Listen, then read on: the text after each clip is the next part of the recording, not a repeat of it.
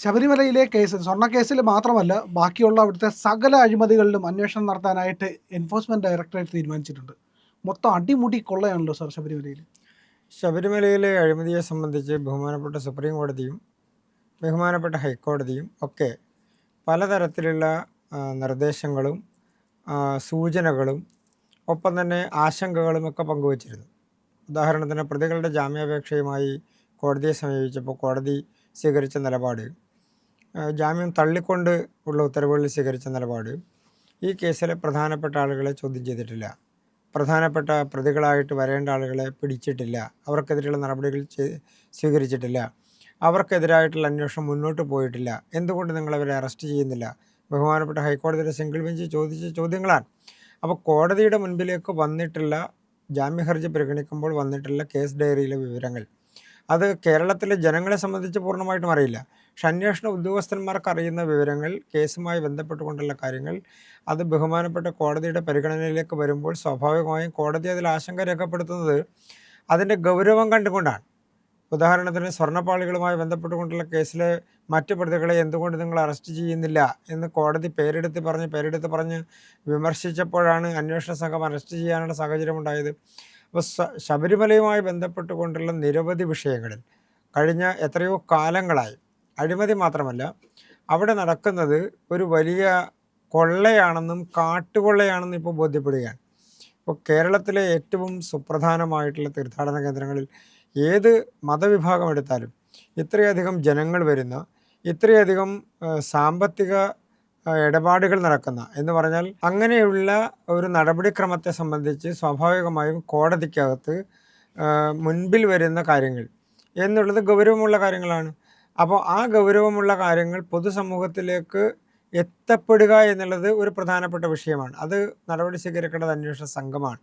അതുകൊണ്ടാണ് അതിൽ കോടതി സൂചിപ്പിച്ചിട്ടുള്ള വിഷയങ്ങളിൽ, ഉദാഹരണത്തിന് ഈ തരത്തിൽ നടപടികൾ സ്വീകരിച്ച ഒരു പ്രധാനപ്പെട്ട കേസ് നേരത്തെ ഈ തരത്തിൽ അന്വേഷണം നടക്കുകയും പോലീസിൻ്റെ ഇടപെടൽ കൊണ്ട് പ്രതികൾ അറസ്റ്റ് ചെയ്യപ്പെടാതെയൊക്കെ ഇരുന്നത് സിസ്റ്റർ അഭയയുടെ മരണവുമായി ബന്ധപ്പെട്ടുകൊണ്ടാണ്. എത്രയോ കാലങ്ങൾക്ക് ശേഷമാണ് പ്രതികൾ പിടിക്കുന്ന സാഹചര്യം ഉണ്ടായത്. CBI അന്വേഷണമൊക്കെ വന്നത്, CBI അന്വേഷണത്തിലാണ് അതിൻ്റെ പ്രതികൾ അറസ്റ്റ് ചെയ്യപ്പെടുന്ന സാഹചര്യം ഉണ്ടായത്. അതും കോടതി ശക്തമായി ഇടപെട്ടത് കൊണ്ടാണ് പ്രതികൾ അറസ്റ്റ് ചെയ്യപ്പെടുന്ന സാഹചര്യം ഉണ്ടായത്.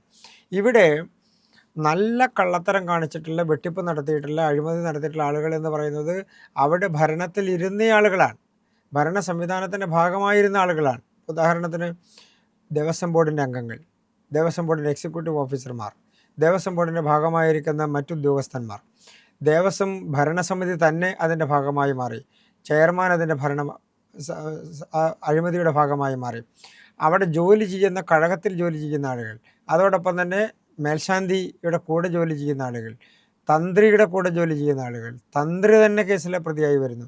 അപ്പോൾ സ്വാഭാവികമായും ഇതിൽ മറ്റ് പ്രതികൾ ഇനിയും എത്രയോ പ്രതികൾ ഇതുമായി ബന്ധപ്പെട്ടുകൊണ്ട് ഇതിൽ കള്ളത്തരം കാണിച്ചിട്ടുള്ളവരും, ഇതിൽ കൃത്രിമം കാണിച്ചിട്ടുള്ളവരും, ഇതിൽ അഴിമതി ചെയ്തിട്ടുള്ളവരും, ഇതിൻ്റെ സ്വർണം അടിച്ചു മാറ്റുന്നതിലാണെങ്കിലും മറ്റ് അഴിമതി ചെയ്യുന്നതിലാണെങ്കിലും ഒക്കെ അന്വേഷണത്തിൻ്റെ ഭാഗമായിട്ടുള്ളവരുണ്ട്. അവരെ ഒന്നും അന്വേഷണ സംഘം അറസ്റ്റ് ചെയ്യാത്തത് കൃത്യമായ സമ്മർദ്ദത്തിൻ്റെ പുറത്താണ്. ആ സമ്മർദ്ദം അതിജീവിക്കാൻ കഴിഞ്ഞാൽ, ബഹുമാനപ്പെട്ട കോടതിയുടെ ശക്തമായിട്ടുള്ള നിരീക്ഷണവും ശക്തമായിട്ടുള്ള ഇടപെടലും ഉണ്ടെങ്കിൽ എത്രയോ പേർ ഇതിൻ്റെ ഭാഗമായി ഇനി വരാൻ കിടക്കുന്നു, ഇതിൻ്റെ ഭാഗമായി നിൽക്കേണ്ടവരാണ്.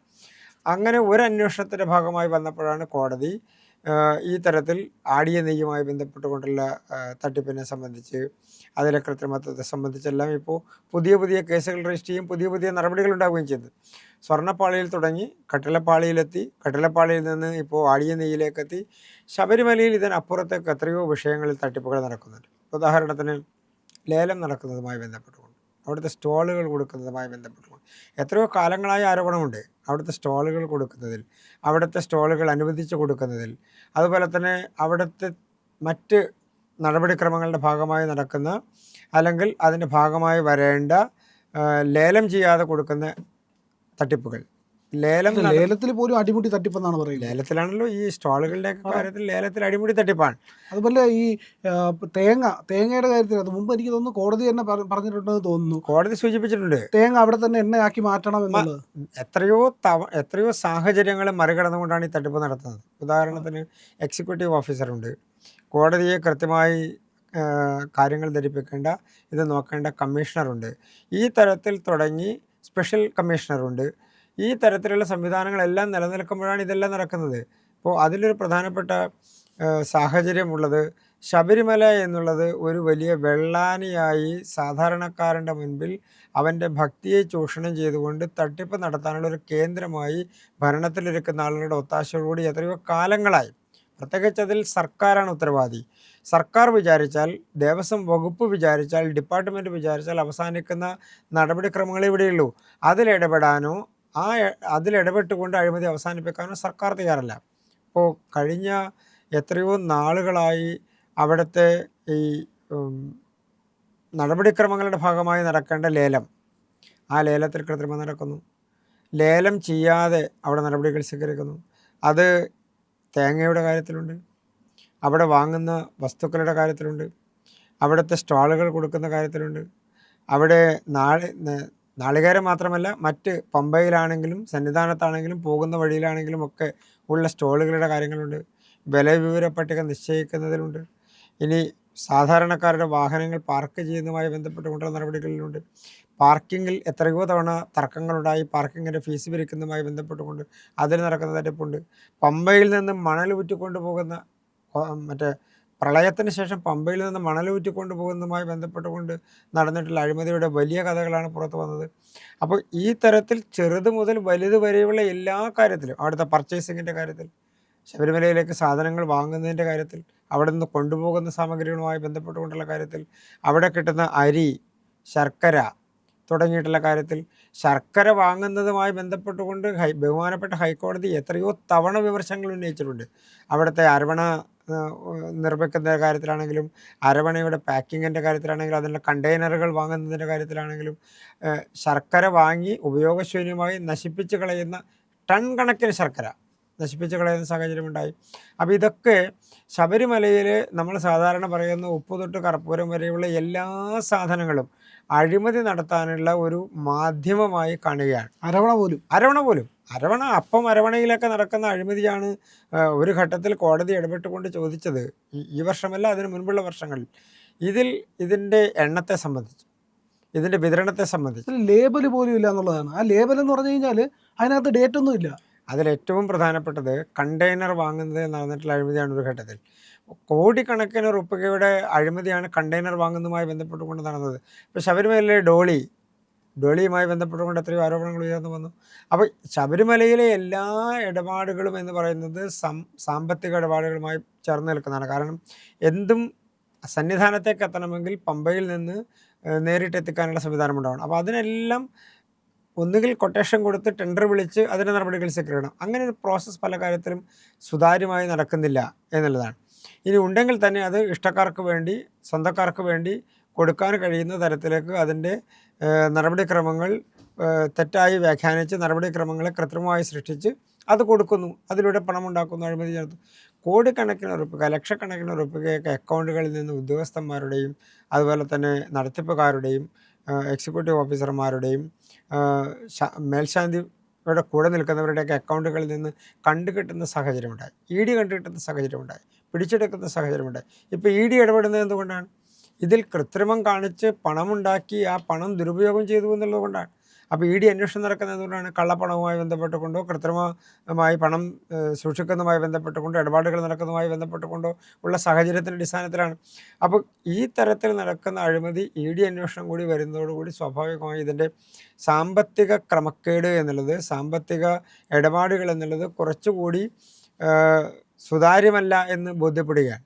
അതിൻ്റെ ഒരു ഘടകം എന്ന് പറയുന്നത് ശബരിമല സന്നിധാനത്തോടുള്ള, ഭഗവാനോടുള്ള ഭക്തിയും ആദരവും അതുപോലെ തന്നെ വിശ്വാസവും കൊണ്ട് ഭക്തന്മാർ നടത്തുന്ന അവരുടെ വഴിപാടുകൾ, ആ വഴിപാടുകളെയാണ് ഈ കൊള്ളയടിക്കുന്നത്, ആ സാഹചര്യങ്ങളെയാണ് ഈ കൊള്ളയടിക്കുന്നത്, ആ ഇടപാടുകളെയാണ് ഈ കൊള്ളയടിക്കുന്നത്. അവിടുത്തെ വില നിലവാര പട്ടിക, അവിടെ കൊടുക്കുന്ന സന്നിധാനത്തേക്കുള്ള വാഹനങ്ങളുടെ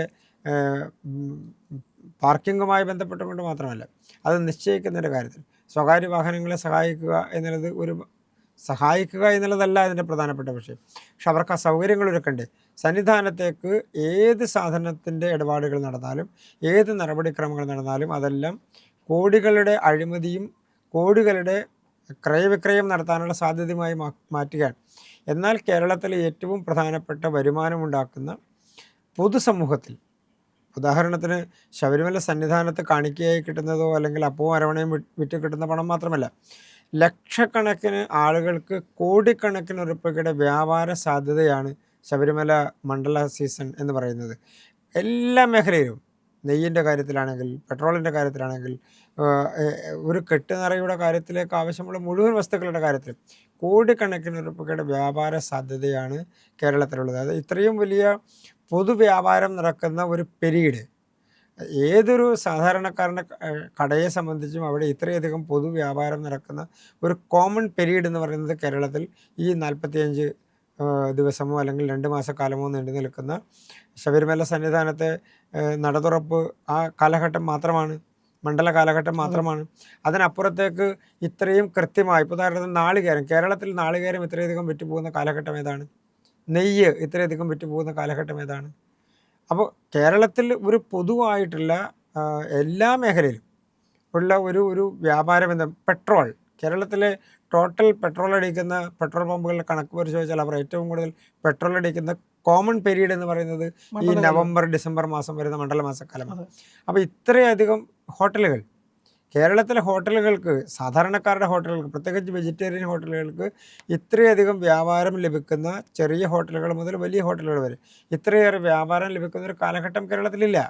അപ്പോൾ പൊതുവായി ഒരു വ്യാപാര മേഖലയിൽ, പ്രത്യേകിച്ച് എല്ലാ മേഖലയിലും ഒരു ഇൻകം ജനറേറ്റ് ചെയ്യുന്ന, ഇത്രയും ഇക്കോണമി ഡെവലപ്പാകുന്ന ഒരു കാലഘട്ടം ശബരിമലയുമായി ബന്ധപ്പെട്ടുകൊണ്ടുള്ള നടപടികളുടെ ഭാഗമായിട്ടാണ്, വിശ്വാസത്തിൻ്റെ ഭാഗമായിട്ടാണ്. അത് പരിപോഷിപ്പിക്കാനും അത് ശ്രദ്ധിക്കാനും അതിൽ അഴിമതിരഹിതമായിട്ടുള്ള നടപടികൾ കൊണ്ടുവരാനും സർക്കാർ പരാജയപ്പെടുന്നതാണ്. ഭാവിയിൽ അതിനെ തകർക്കാൻ ശ്രമിക്കുന്നതാണ് ഈ ഭാവിയിൽ ഇതിനൊക്കെ പ്രശ്നത്തിലേക്ക് പോകുന്നത്. ഇപ്പോൾ കേരളത്തിൻ്റെ ഇക്കോണമിയിൽ കേരളത്തിന് വരുമാനം കുറയുന്നു എന്ന് പറയുന്നതിൻ്റെ ഒരു പ്രധാനപ്പെട്ട കാരണം ഈ തരത്തിൽ വരുമാനം ഉണ്ടാക്കേണ്ട മേഖലകളെ, വരുമാനം സൃഷ്ടിക്കേണ്ട മേഖലകളെ തകർക്കാൻ, വിശ്വാസത്തെ തകർക്കാൻ, ശബരിമലയെ തകർക്കാൻ.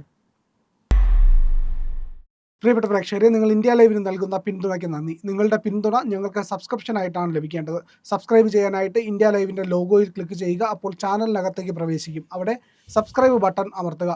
അതുപോലെ തന്നെ ബെൽ ഐക്കണിൽ ക്ലിക്ക് ചെയ്താൽ ഞങ്ങളുടെ വീഡിയോകൾ യഥാസമയത്ത് തന്നെ നിങ്ങൾക്ക് നോട്ടിഫിക്കേഷനായിട്ട് ലഭിക്കും. അതുപോലെ വീഡിയോകളിൽ ലൈക്ക് ചെയ്യുക, നിങ്ങളുടെ അഭിപ്രായങ്ങൾ കമൻ്റായിട്ട് രേഖപ്പെടുത്തുക, വീഡിയോകൾ ഷെയർ ചെയ്യുക, മറ്റുള്ളവരോട് സബ്സ്ക്രൈബ് ചെയ്യാൻ പറയുക.